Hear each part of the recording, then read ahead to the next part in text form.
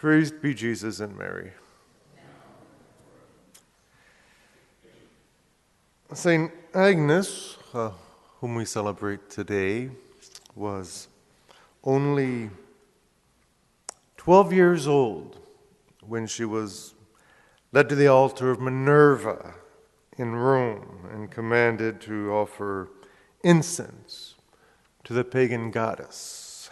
And she did nothing more than raise her hands to heaven and make the sign of the cross, and that did it.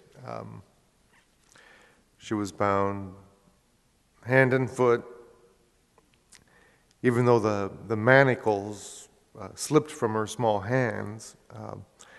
The pagans who stood around were moved to tears by one so young, because they thought she was throwing her life away untasted, as St. Ambrose put it in this morning's Office of Readings.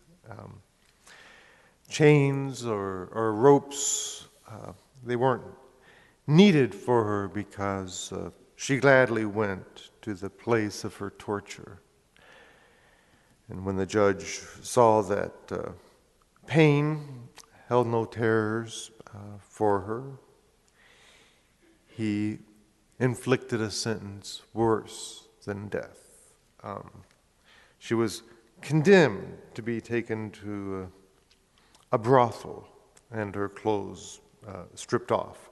And she said, "I have an angel with me, and he will guard me. Christ, whom you do not know, surrounds me like a wall which cannot be penetrated." And so it happened. Our Lord, the spouse of virgins, demonstrated by a miracle his protection of the pure of heart. Her hair grew to such a length that she was entirely covered by it. And the place to which she was taken was illuminated by a brilliant, mysterious light. And there she knelt down to pray. And at that site, a church has been built in honor of her victory over impurity. There was only one disrespectful man, the cause of her arrest as a Christian, who dared to approach her, and her angel struck him dead at her feet. And his father begged Agnes to raise him up again by her magic arts. And she answered that magic wasn't responsible for his death, but only the young pagan's lack of respect for God.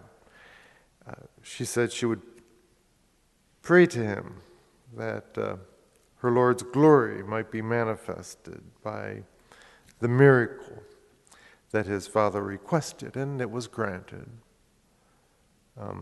At length, the sentence of death by the sword was passed upon her.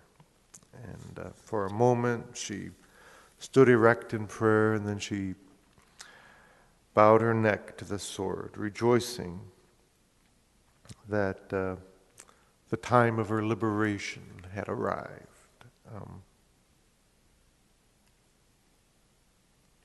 A week after her death, St. Agnes appeared to her parents, who were praying at her tomb.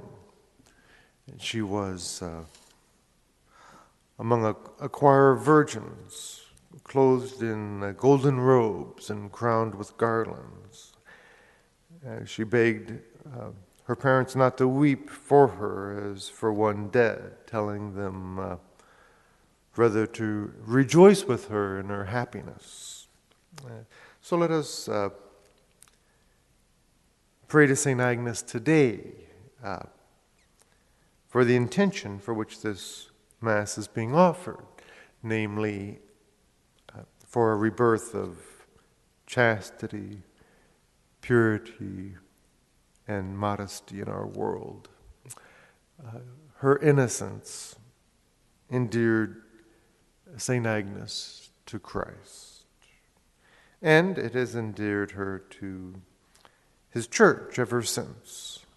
So everyone, including repentant sinners, can imitate her innocence by guarding our senses, so that when our Blessed Mother sees that we desire to keep our hearts pure for love of her Son, she will strengthen our resolution and bless it.